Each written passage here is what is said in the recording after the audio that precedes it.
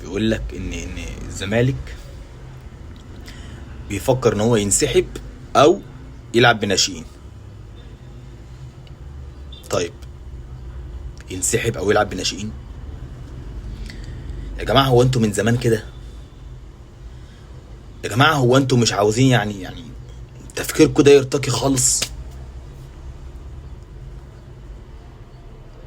هما ليه دايما ابناء النادي دوت ليه دايما بيطلعوا تصريحات يضحكونا فيها؟ ليه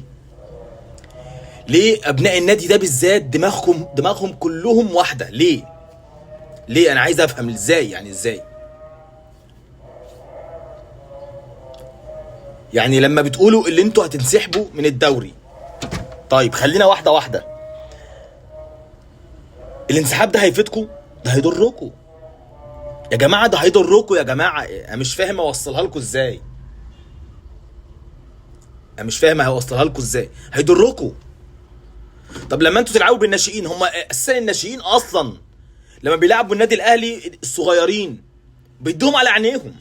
طب ما بالك لما الناشئين دولت يلعبوا قدام الكبار اللي فوق، هيعملوا ايه فيهم؟ طيب انتوا يا جماعه دماغكم فيها ايه يا جماعه؟